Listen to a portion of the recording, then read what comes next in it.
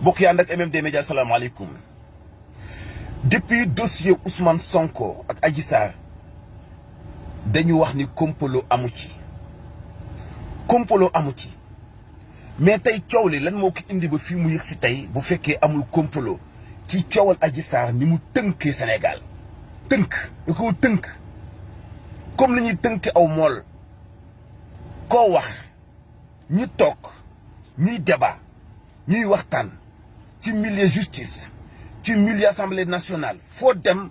lenn la ñuy waxtaane waaw bu fekkee amul complot lan moo jox Adji Sarr pouvoir bi mu am ndax moom moo jëkk a nekk première sénégalaise boo xam ni dañu ko menacé dañu ko violé dañu ko bundu xatal dañu ko tiital lan moo tax tey daytal bii mu am sécurité bii mu am doole jii mu am protection bii mu am loolu moo jaadu mais particularité bi ci am moo jaaxal ñëpp lan moo tax Ousmane Sonko am fitu défier justice défier assemblée nationale tuumaal président de la république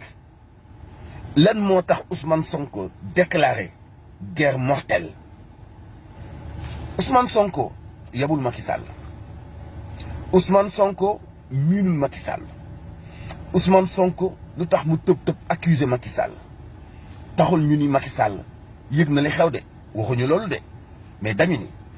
c'est-à-dire que ci biir discours yi da ngay mën a jàngat baat yi lan moo tax ay particularité di am ci yëf yi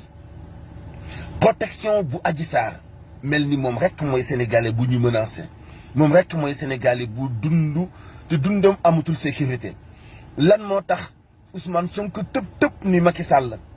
mun te jàkkaarloo ci kanamam ak adversaire politique lépp mujj soppeeku nekk politique ñu yóbbu yëf yi ci kanamu yoon yëkkati immunité parlementaire Ousmane Sonko ñu ni boo sàgganee itam magistrat yi daañu ko kalaame mu soxlawaat beneen liggéey ci beneen immunité parlementaire at lépp ay question yu bëri la tey li tàkk ci ay lacrymogène li ñu taal ci ay oto li ci nit ñàkk ci xaalis boo ko totalisé ni muy toll te ñu ni complot amu ci man kay mënoon naa nangu ñi féeteeg Adji Sarr te di ko défendre ni kon complot ci kaw complot la waaye kenn mënta wax ni complot amul ci situation yi ni mu demee ma ni ku ñu violé ci fi ñu la violé ku ñu violé ci fi ñu la violé nga génn dem kalaame ji te yuuxuwoo dëgg yàlla doy na waar mais ki ni dañu maa violé itam xanaa bëgg buzz taxul mu ni dañu maa violé dafa bëri ay questions yi dafa bëri yu sew yu nekk ci biir Adji Sarr dafa bëgg buzz dafa am lu ñu ko dikk lan moo siiwal connaissance am ak Ousmane Sonko lan moo laqatu ci ginnaaw connaissance am ak Ousmane Sonko mais coow li tey fi mu yëg si nii wax dëgg yàlla bu ñu xoolee yéen ngeen di xalaat ngeen di ay complot amul ci biir dëgg-dëgg man dootuma xàmmee Sénégal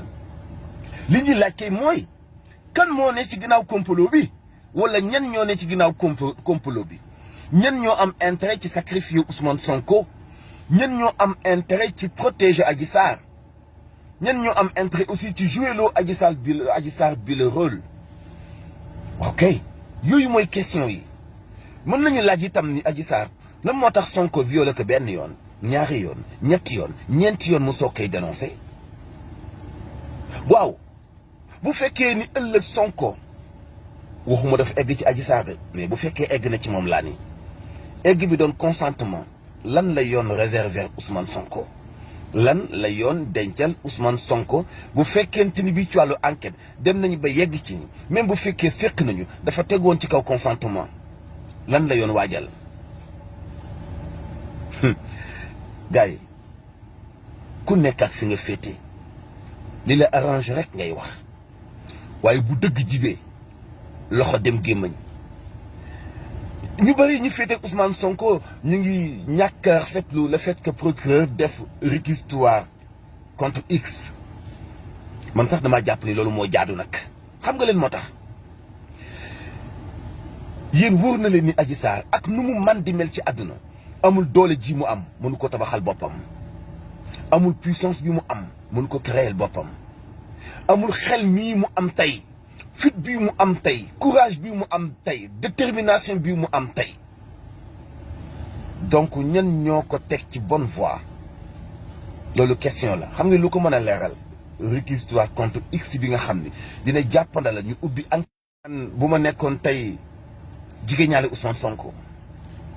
du ma bañ réquisitoire contre X boobu. xam nga lan moo tax njaw des na xambinde dossier bi ci li ñu jàngat waxtaan ci ay spécialistes ak ay mag yu nekkoon ay parlementaires ak ay mag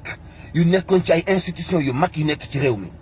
nga déglu seen xalaat di nga xam ni am na ñeneen ñu des ñu war a déglu seen xalaat te ñu am rôle bu mag boo xam ne joué nañu ko ci biir dossier bi. balaa woon loxo doon dem gémmañ nag doon na baax lool ñu déglu ñuy def médiation. mbokk yi fi may jeexale mooy alerter leen bis bu bakkan rotee, bis bu deret tuuroo, bis bu dee ñëwee brutal ak façon bu ñaaw, est-ce que dossier bi dina ko jarati? mbokk yi bu sacrifice amee est-ce que dossier bi dina ko jarati? mbaa yéen a ngi toog di xalaat suite dossier bu Ousmane Sonko. maa ngi leen di dànkaafu di leen moytuloo te di leen bàyyiloo xel samay kàddu. tey jii laa koy wax benn fan ci weeru mars xaar leen suite dossier Ousmane Sonko Adji Sarr. ma posé waat question ni leen bu ci bakkan rotee nag, bu ci deret tuuroo nag, bu ci alal ju bëri yàqoo nag, bu ci loxo demee gémmañ nag, bu ngeen ci déggee ñoo leen foogul woon nag. lu am bu mu bett kenn parce que dossier bi manigance bi bari na, manipulation bi bari na, amalgame bi bari na, li ci leerul bari na, question yu ñu ciy posé te amul réponse bari na. waaye ngallaawaay da ngeen bàyyi wala xel sama question bii ma leen di tàggoo. bu ci bakkan rootee nag, bu ci deret tuuroo nag, bu ci alal ju bëri yàqoo nag, bàyyi leen xel la suite. adduna jaru ko.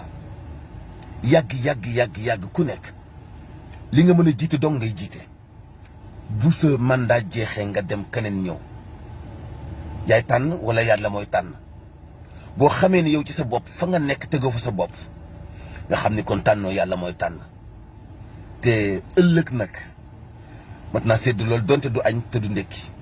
kenn du dencal ndekki ngir suba ak ginnaaw suba ni añ. waaye lu mat a sedd la bu boobaa cër lañu koy sedd. ci lii ma nekk bu ci leneen xewee lan mooy doon conséquences yi. maa ngi koy baamtuwaat bu bakkan rotee nag, bu deret tuuroo nag, bu alal ju bëri yàqu na, ndax dossier bii dina ko jaar. tiit naa lool ak mag yi ma waxtaanal, tiit naa lool ci suite bu dossier bu Ousmane Sonko Adji Sarr. abonné leen MMD Média te dimbali ma xalaat bu baax ci anam gi may waxee. ñu gën a approfondir suñu ay pensées bañ ko jëlee wàllu sensationnel, wàllu sentiment, wàllu partisan, wàllu interprétation, waaye jël ko ci waxu wàllu dëggu ngir jéem a xalaat. ñu xalaate ko xalaat bu dëggu bu objective. ñu xool dossier bi lan la mën a joxe suñu kanam la suite. jaa ngeen jëf.